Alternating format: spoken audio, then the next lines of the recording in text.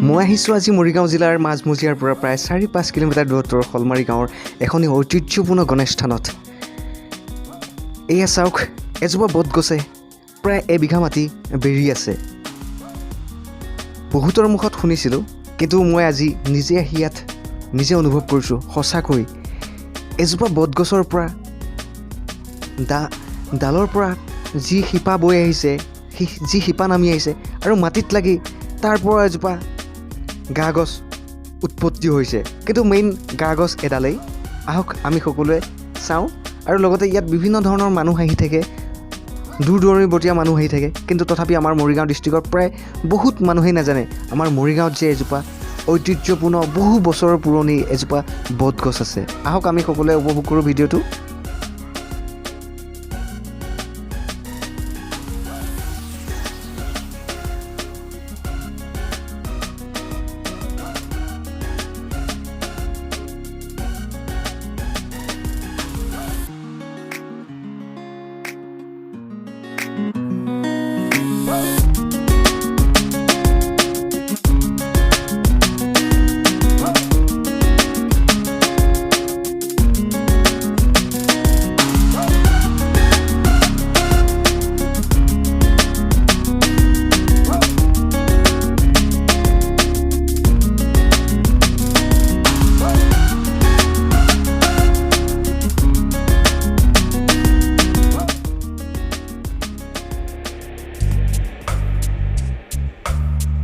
এয়া মই বৰ্তমান গণেশ মন্দিৰৰ ভিতৰত আছোঁ।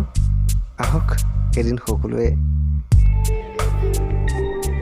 এয়া চাওক, ঐতিহ্যপূৰ্ণ আমাৰ দবা।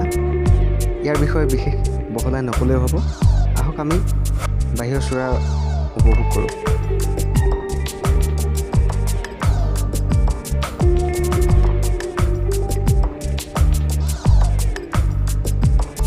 এয়া চাওক, বটগছ প্ৰায় সুৰংগ সদৃশ, দিনতেই অন্ধকাৰময় পৰিৱেশ। এয়া চাওক, ডালৰ পৰা কিদৰে শিৰাবোৰ নামি আহি মাটিত লাগি আকৌ এডাল বটগছৰ সৃষ্টি হৈছে। আহক আমি আপুনি কিমান ডাঙৰ আছে? এতিয়া সৰু আছিলে তুমি দেখা, এতিয়া এইখন লুটি বগাই বগাই গা গছৰ পৰা লুটি বগাই এনেই এই যিমানবিলাক ইয়াত বটগছ দেখা গৈছে চব একেজোপাৰে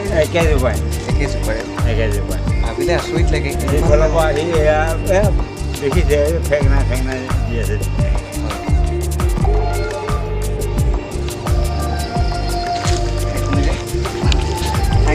মনোমোহা।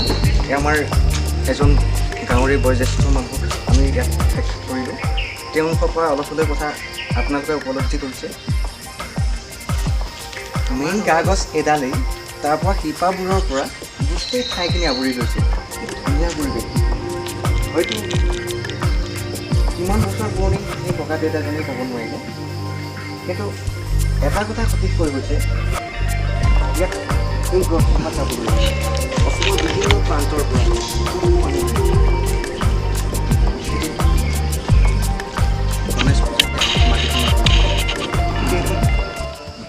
এই গণেশ মন্দিৰত আমি আহিছোঁ আৰু এখন ওচৰতে বিপণী আছে, তাৰ পৰা আমি কিছু বস্তু লৈছোঁ। আহক আমি চিনাকি কৰি দিছোঁ। এই আমাৰ পুৰা এই মন্দিৰৰ কাষতে এখন তেখেতৰ দোকান আছে। আমি তেখেতৰ লগত কিছু কথা পাতোঁ। নমস্কাৰ। এই আপুনি এই ঠাইখিনিৰ বিষয়ে অলপ আমাক জনাওকচোন। এইখনতো গণেশ থান বহুত পুৰণি কালৰ গণেশ থান, কমচে কম 500 বছৰ আগত। হয়। আৰু মই ইয়াত আজি অহা ইয়াত আপোনাৰ 11 বছৰমান হ'ল। মই ইয়াতে দোকান এখন দি আছোঁ। এতিয়া ইয়াত ৰাইজ বহুত দূৰ দূৰৰ পৰা আহে। আহি ইয়াতে খোৱাই চোৱাই আপোনাৰ পিকনিক খায়। বাহিৰৰ পৰাও বহুত ৰাইজ আহে, আহি ইয়াতে খানা পিনা খায়, খোৱাই চোৱাই দিয়ে। আপোনাৰ মাঘৰ সৰস্বতী পূজাৰ আগদিনা ডাঙৰ গণেশ পূজা এটা হয়। আৰু আপোনাৰ ইয়াত খালি নিৰামিষ, মাছ মাংসটো নচলে। এইটো গণেশ মন্দিৰ, এইটো নিৰামিষেই বাৰু। এইটো আপোনাৰ বহুত দিনৰ পুৰণা থান এখন। আপোনাক পাই ভাল লাগিলে।